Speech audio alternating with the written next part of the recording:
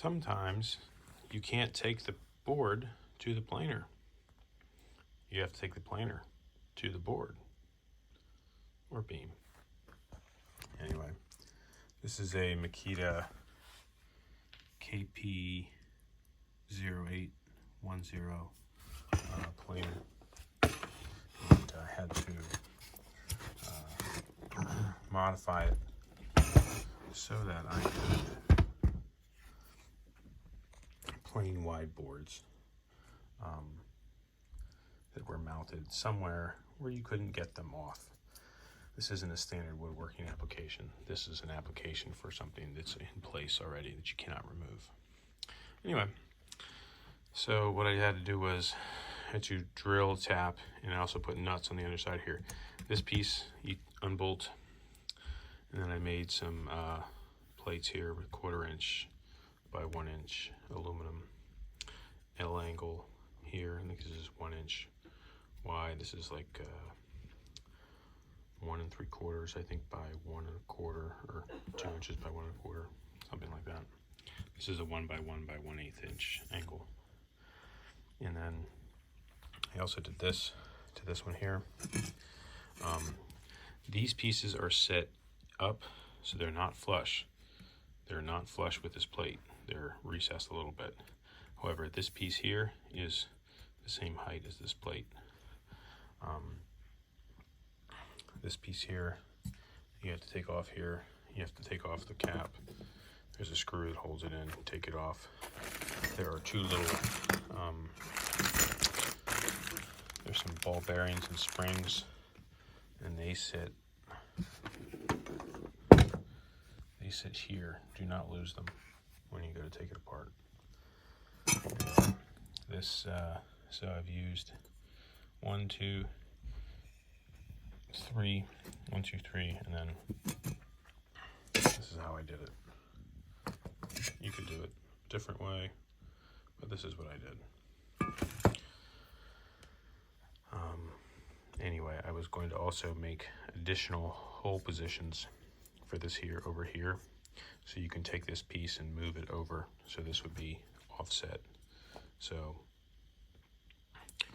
otherwise, depending on how wide a thing you do, you know, you only have this much movement, so I can move this whole piece this much. But if you have additional holes here, then you can unbolt this and move it over. In an instance where you have to plane this, you can plane the far side of something. Anyway, I also was going to, you can then create an angle here. So if you need to make something at an angle, like you need to make a wedge of wood, a very long wedge of wood, you can put guide rails on the beams you're doing, like this here. This will ride on them, and you can mount these to whatever you're doing, whatever you're planing. Drill some holes in them and mount them, and then you can set the height of these one higher than the other to create it true. So this basically, so if you were to create, you would basically make this an angle that, and you can set it so how you want it to get you the right angle. So I put in the plates. These plates, they have a lip on the end. The lip comes up. I guess it comes up like that. If you can see it, that's how they go. And you have the you have this plate. There's two little notches there. So kind of goes in.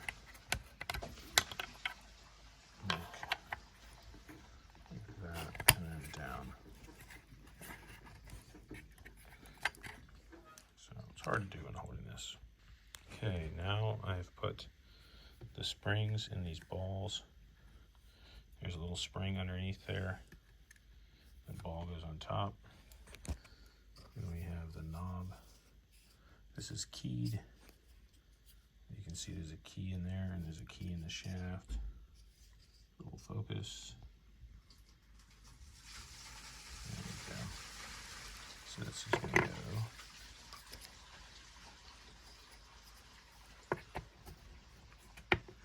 like that. And there's a screw. It goes on top.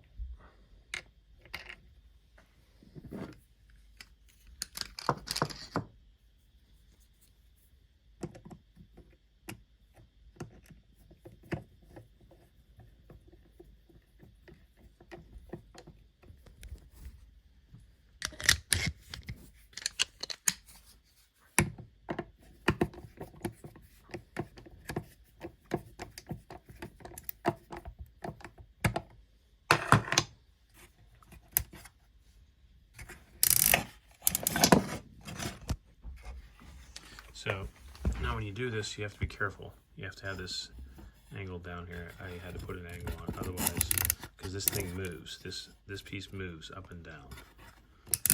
Let me show you. See, that's the highest position. And there's the 0 position. See, it moves this up and down. So, let me put this somehow on here. There's a key. There's this and this. There's like a little notch there and a notch there. And this guy has those. So, like so, it just sort of snaps in. And you just, to pop it off, you just get something in there and pop it off. Anyway, so you can see how it moves this up and down.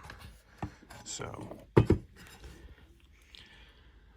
I think I used 632s here, 632s. I think this is an 832. These are all 832s.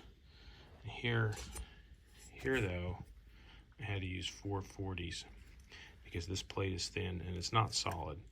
So when you drill it too, you have to drill the drill this not in the center of here. Drill it up, because the nut on the back side of this has to have clearance for the nut. Otherwise, the nut will hit the bottom of the piece. So you have to drill it off center.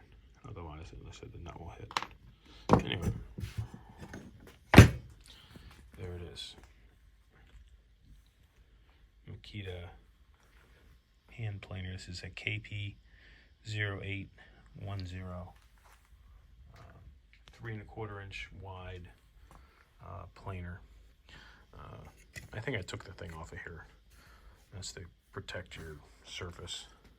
But when I took it apart, there's a little spring in there that went and it came off. So don't lose those. I have the spring, but I can't find the spring. Kind of looks like this. See if we get the, maybe it'll focus. There it is. Spring looks like that. And there's a little black thing down there. That's a little flipper thing. Anyway, this will allow you to plane a beam in place, flat. So hopefully it helps somebody.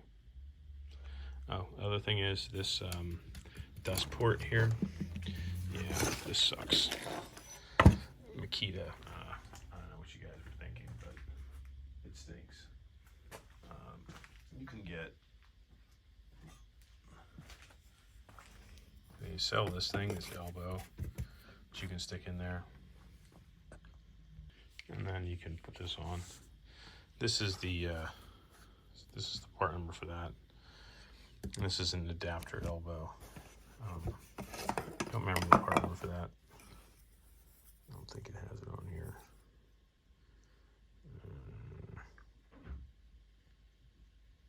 416 3688. I do not think that is the part number.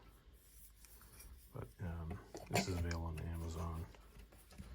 So this came off of my contractor 10-inch sliding bevel saw, chop saw, and it will fit in here. So yeah, so when you're cleaning the bottom of a beam upside down, you can use it. You can also use a vacuum hose to do it. So, but you need some adapter to do it if you're gonna use a vacuum hose, because this is all non-standard stuff. So, well, hopefully it helps.